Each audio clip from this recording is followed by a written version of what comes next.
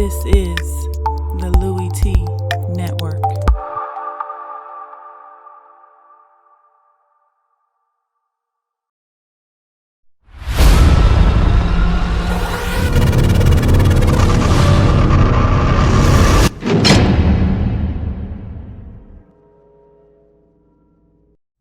Who else could it be but me, your man, Louie Tee? Welcome to Lockdown Coverage. Week number 14 in the National Football League.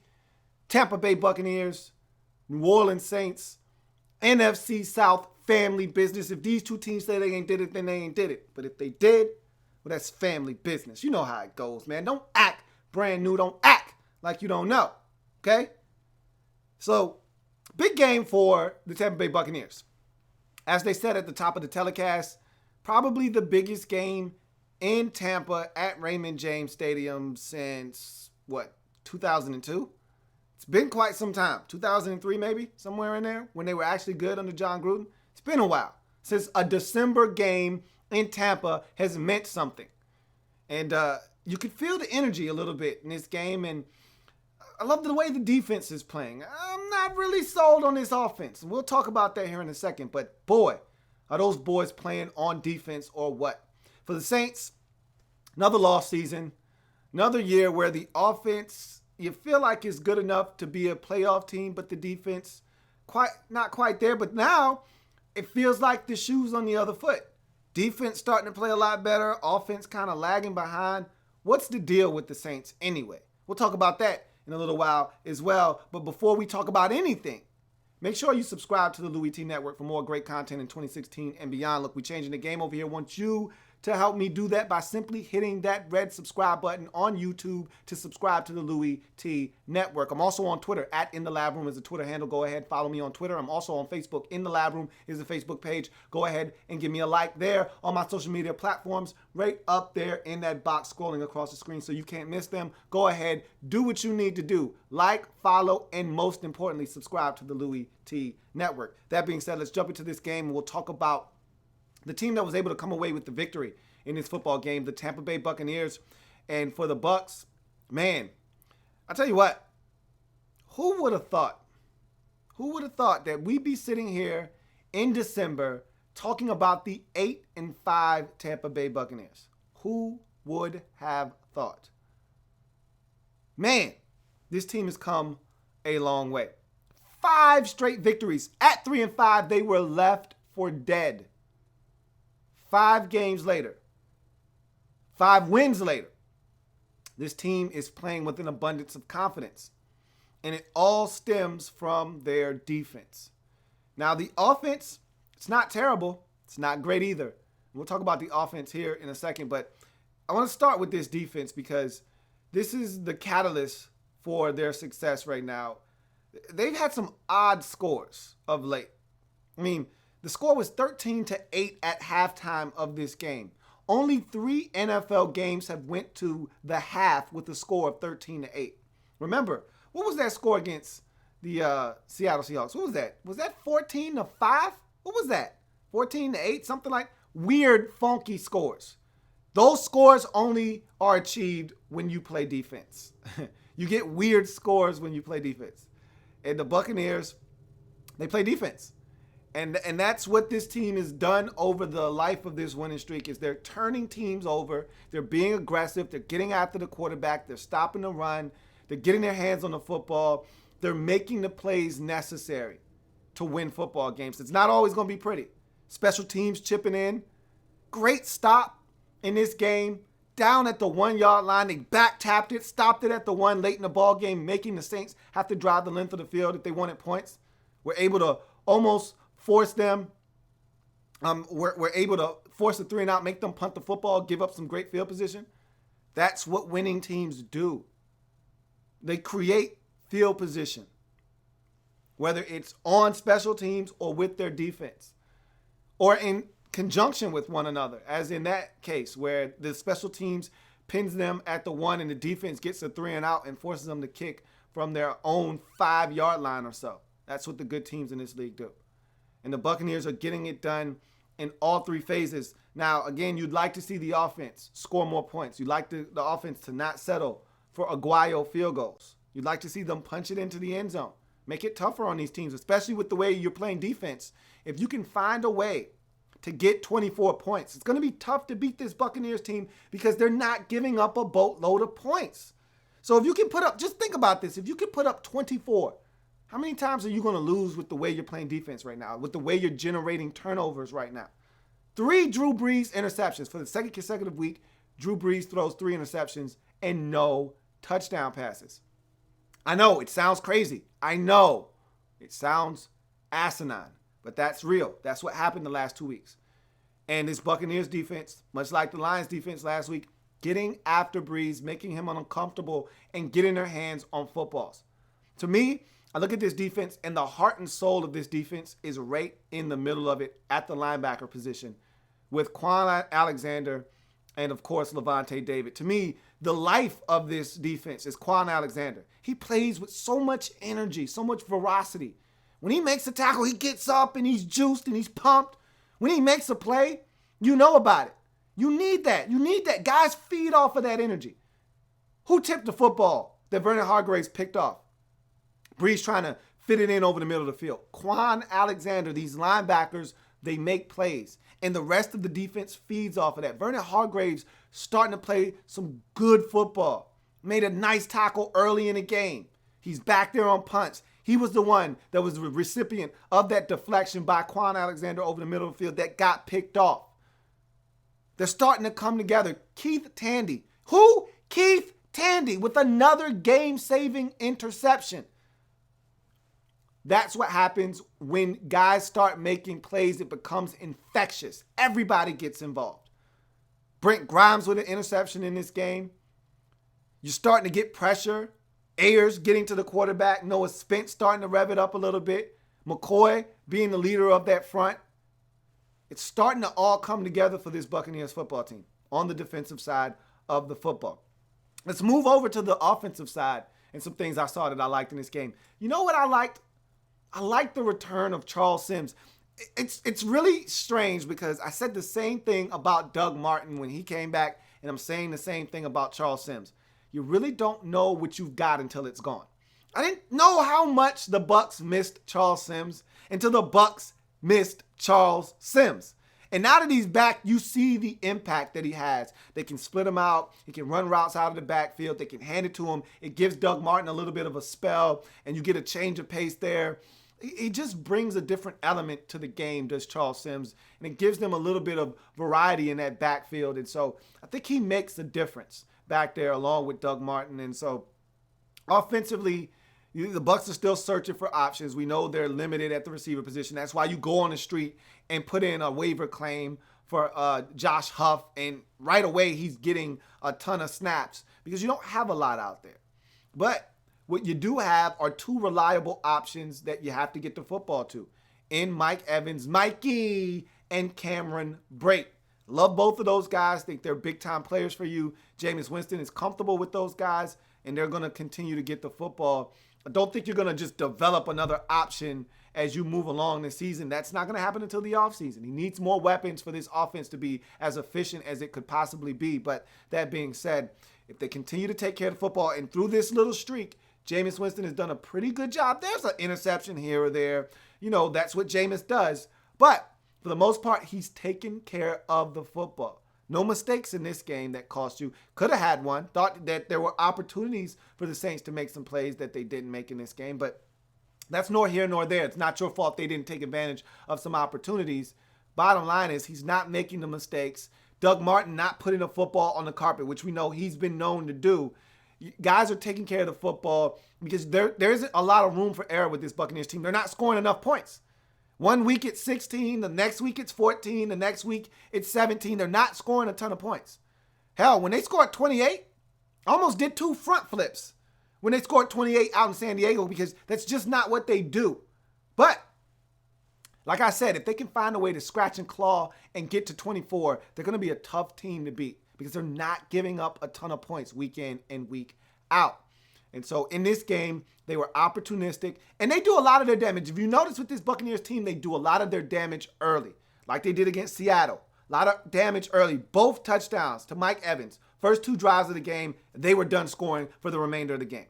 This game here, they jumped on top of the Saints early, scored the majority and the bulk of their points early in this football game, done scoring for the most part. They did add a field goal late to get to 16, but they don't do a lot of scoring in the second half of games aside from that aside from the San Diego game. They don't do a ton of scoring in the second half of games. They do a lot, especially when they're at home. They do a lot of damage in the first half of games. They're going to have to find ways to be more consistent throughout the course of the ball game. Can't go through these periods and these lulls where you're not doing anything offensively and you're relying on your defense to not give it up. Because when you start playing tougher competition, like maybe what you'll be seeing this Sunday Night Football versus the Dallas Cowboys, you might not be able to get away with 2.5 quarters of nothing offensively. Yeah, you scored 13 in the first 6 minutes of the game, or 13 points in the first half, but you haven't done anything since midway through the second quarter. You're going to have to find ways to be a little bit more consistent offensively and not go through these spells and these periods where nothing's going on offensively and you're punting consistently over and over and over again. But again, getting it done, making the plays when they must be made. Keith Tandy with a pick late in this ball game to secure the victory. Making plays when they have to be made. Down in the football at the 1-yard line. Making plays when they have to be made. This Buccaneers team finding ways to win as they get it done 16-11. Run their record to 8-5, get a piece of first place in the NFC South division along with the Atlanta Falcons. It's going to be interesting to see how this division shakes out. Tough games are left on the schedule for the Buccaneers. They're going to have to find ways to win. They still got more family business to attend to. Still have another matchup with this Saints team in New Orleans. Still have another matchup with the Carolina Panthers. That one's going to be at the crib. And, of course, the big showdown on Sunday night. Cowboys are fuming mad after their loss. They're looking for some get back. Buccaneers could be in some trouble, or the Cowboys could be in some trouble. We'll find out come Sunday Night Football. Should be a huge matchup with big-time playoff implications surrounding that matchup for both teams. So that is must-see TV on Sunday night. You go to the Saints in this football game, and to be honest with you, I'm going to be brutally honest with you, you should have won this game. That's what happens when you're a 5-8 team. You don't know how to win games. You find ways to lose instead of finding ways to win. Drew Brees misses Brandon Cooks for a touchdown. He's behind the defense, overshoots him by about 2 yards. Not used to seeing Drew Brees do that, but right now he's in a little bit of a funk. No touchdown passes, 6 INTs in the past 2 games. He's struggling, and he had Cooks. That's one that Drew Brees normally hits in his sleep. He missed him. Cooks has a chance to make a touchdown to give the Buccaneers or to give the Saints the lead. What does he do? He drops the football, forces them to have to kick a field goal. Saints are struggling right now. They've had opportunities. 3 turnovers for Brees in this game, including the interception to clinch it and seal it for the Buccaneers at the very end. Got to be better. This is a team that I feel like is getting better defensively.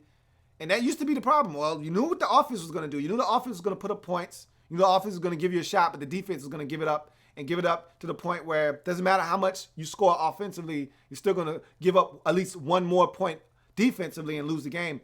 It's not the case anymore. The defense is doing enough to keep you in ball games, and the offense just simply isn't doing anything at all.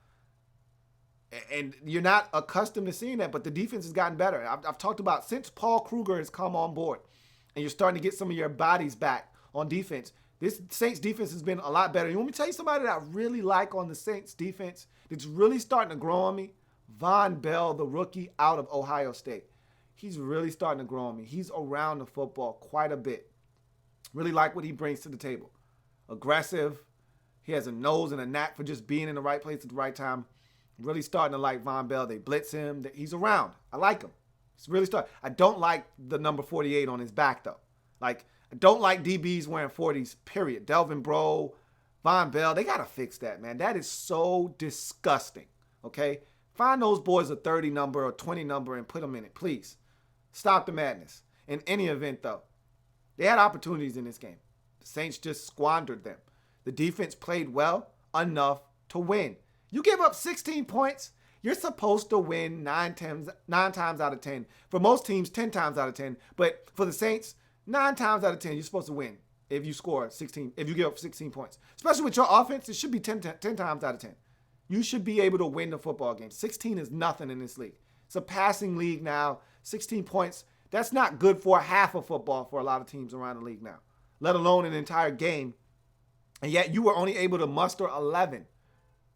That's frustrating, especially when you know you've got Drew Brees under center and you've got this high-octane offense that's supposed to be able to put up points in bunches.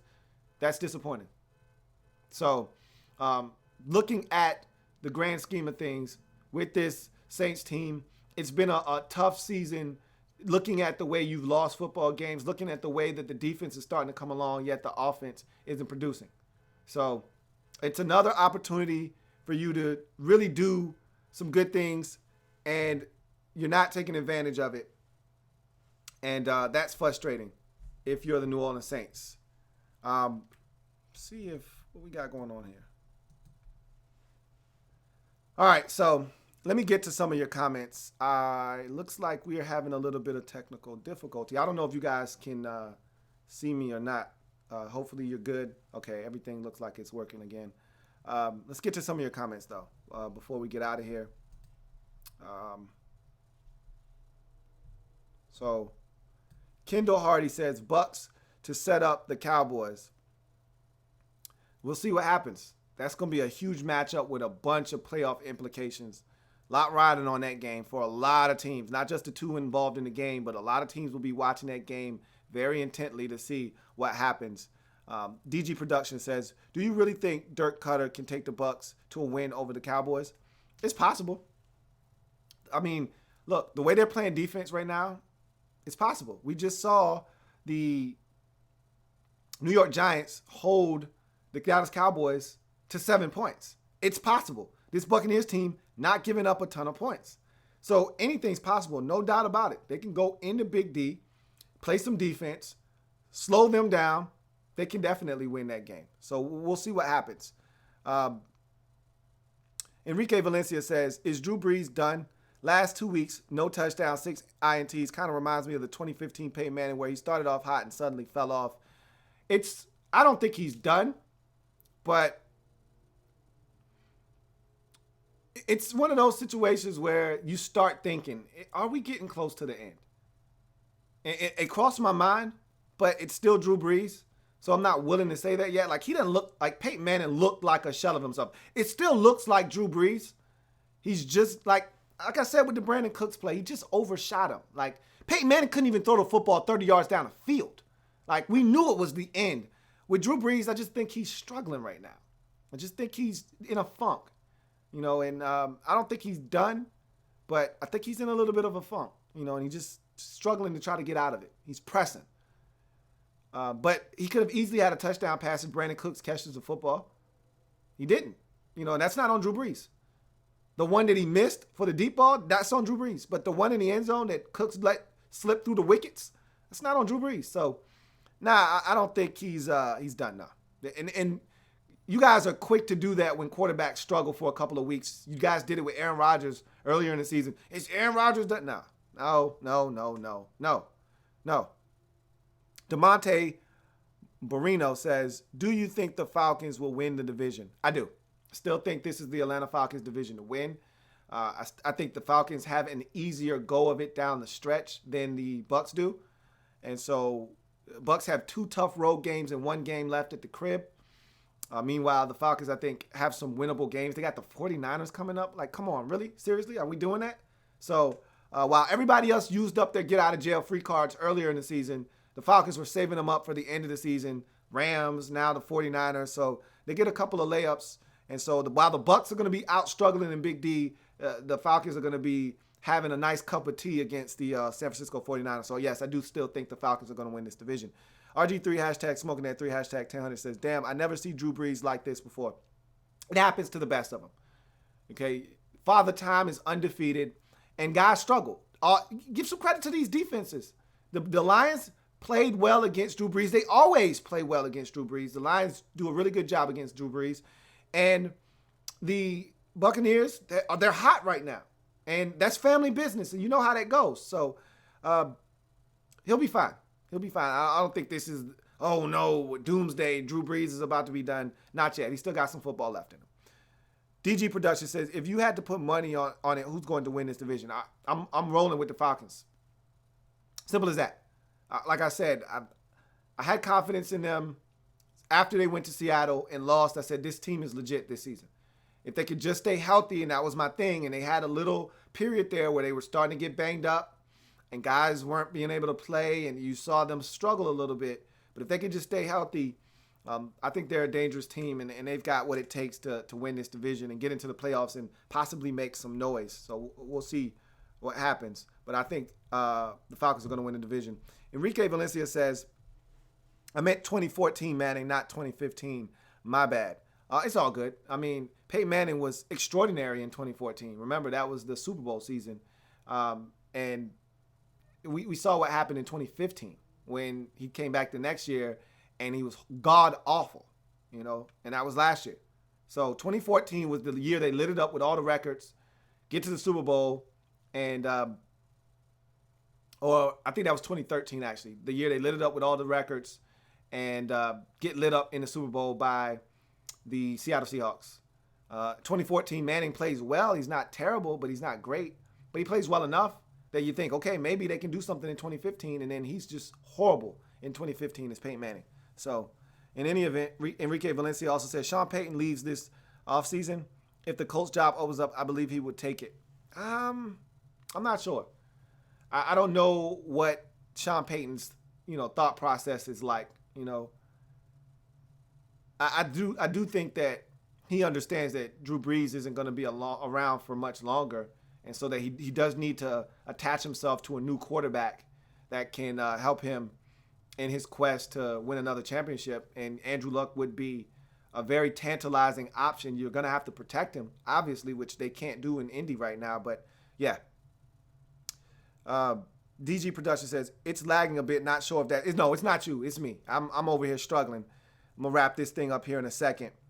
The reason why I believe Brees might be done sooner rather than later is because his shoulder surgery he's had. And, yeah, he's had quite a bit of those. But I think he's still got good football left in him. And his football IQ, he's going to be fine. I think he's still got at least 2 years left in the tank. So we'll see what happens with Drew Brees moving forward. But in any event, the Buccaneers get the win, 16-11, move to 8-5, set up a huge matchup on Sunday Night Football versus the Dallas Cowboys. Meanwhile, the Saints, they're 5-8, and they've been struggling. Drew Brees has been struggling. No touchdowns, 6 INTs last 2 weeks, 2-3 interception games back-to-back. He needs to play better. This team needs to play better, and we'll see what happens finishing out the season. They still have a lot to say in who wins this division. They play this Buccaneers team again in the Superdome. We'll see what happens the next time these two teams meet. But that's going to do it for me here on Lockdown Coverage. If it happens in the National Football League, whether big or small, we cover it all here in the lab room. Come back and join me as I continue to break down anything and everything in the National Football League. Remember, we're changing the game one live feed at a time. See you guys later. Got 2 more games to break down from Sunday in addition to Monday Night Football coming up. So I'll see you for all of that. Enjoy the football tonight. Ravens, Patriots should be a dandy. I'll see you on the other side of that as well. Have a good one.